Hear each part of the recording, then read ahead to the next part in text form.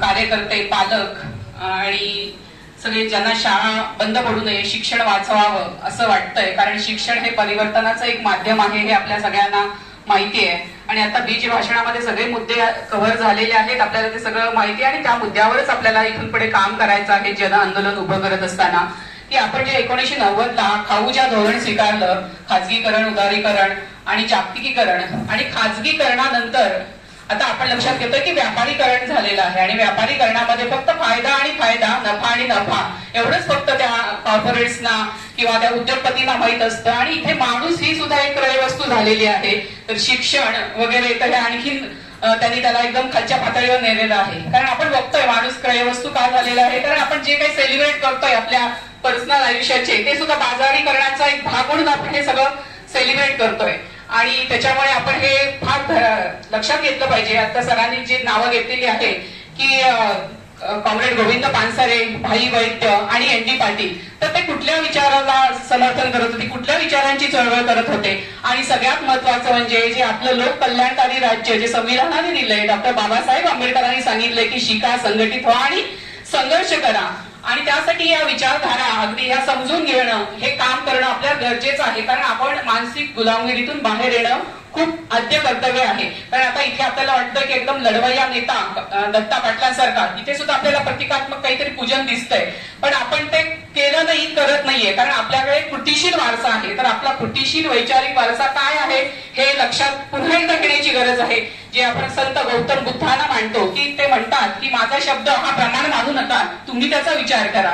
त्यानंतर आपण चार्वाकाची चिकित्सक वृत्ती आपण मानतो की सांगितलंय म्हणून ते मानू नका, मम म्हणू नका, तुमचं काहीतरी डोकं वापरा, तुमच्या धडावर तुमचं डोकं आहे, ते विचार करतंय, त्यामध्ये मेंदू आहे, हेच आपल्याला चार्वाक पण सांगत होते. आणि त्याच्यानंतर येणारी आपली संत परंपरा, ही संत परंपरा ही सगळ्या विरोधात कुठल्या लढली आहे तर वर्णवर्चस्वा विरोधात, जाती विरोधात, जी विषमता अगदी इथे मुठभरांनी जी निर्माण केलेली आहे आणि त्या विरोधात ही वर्णवर्चस्वा विरोधात लढलेली ही संत परंपरा. आणि आता आपल्याकडे जे शिक्षण आपल्याला हक्क पहिल्यांदा देऊ केलं बहुजन समाजाला, ते म्हणजे क्रांतीज्योती सावित्रीबाई फुले, महात्मा ज्योतिबा फुले, शाहू महाराज इत्यादींनी. कारण ज्योतिबांनी आपल्याला शिक्षण आपल्या जवळ आणलं की आपल्याला शिक्षणाचा हक्क दिला. आणि फुल्यांचं आपल्याला माहिती आहे की विद्येविना मती गेली. आणि त्यानुसारच ही काम करण्याची वेळ आहे. आणि जे फुल्यांनी सांगितलं की शेठजी आणि भटजी हे जे धोरण आहे ना, आता एक्झॅक्टली शेठजी आणि भटजीच आपल्या राज्य करत आहेत. धर्माच्या नावाखाली जसं धर्म ही आपूची गोळी वाटावी अशी नशा आपल्याला आणली जात आहे. आणि ती नशा पूर्ण चढण्याच्या आधी आपण जागा झालेलं पाहिजे. आणि शेठजी तर अगदी 2 कार्यरत आहेत. पूर्ण अगदी भारताची अगदी काय म्हणतात ना 70% संपत्ती अगदीच 10% लोकांकडे किंवा काही अगदी 150 व्यापारी उद्योगपती घराण्यांकडे आहे.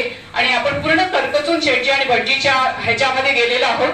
तर आपण या मानसिकतेतून बाहेर येणं गरजेचं आहे. जन आंदोलन उभा करण्याची गरज आहे. आणि त्या या जन आंदोलनामध्ये सर्वांना मोफत, समान आणि गुणवत्तापूर्वक आणि सहज उपलब्ध होणार आहे. म्हणजे 1 किलोमीटरच्या अंतरावर जे आपला अधिकार होता त्याप्रमाणे आपल्याला हे शिक्षण मिळालं पाहिजे. याच्यावर आपण सगळ्यांनी काम करू. मी भारतीय महिला फेडरेशनच्या वतीने काम करते.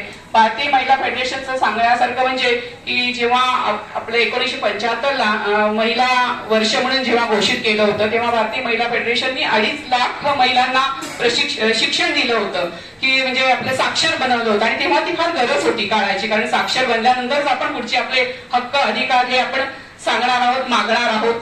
आणि त्याच्यामुळे आणि युनोनी सुद्धा याला म्हणजे सन्मानित केलेलं होतं. आणि त्यामुळे आम्ही इथे आपण सगळे चळवळीचे कार्यकर्ते आहोत. आणि सगळ्यांनी एकत्र येऊन या जन आंदोलन आपण मोठं उभा करूया. कारण आता अगदी आपण बघतोय की रायगडातल्या 538 शाळा म्हणजे 550 शाळा बंद होत आहेत. आपल्या महाराष्ट्रातल्या हजारो शाळा बंद झाल्या आहेत. जवळजवळ 50,000 शाळा बंद होणार आहेत हे शैक्षणिक वर्ष चालू होईपर्यंत. आणि नंतर ते अगदी संकुल उभं राहणार आहे. संकुल म्हणजे काय तर व्यापारी केंद्र, जसं मॉलमध्ये सगळे वेगवेगळे ब्रँडचे सगळे दुकान एकत्र असतात, तसं अगदी संकुलामध्ये आपल्याला सगळं मिळणार आहे. पण पुन्हा एकदा हे व्यापारच असल्यामुळे फक्त ज्याच्याकडे पैसा आहे तोच ते फक्त शिक्षण घेऊ शकणार आहे.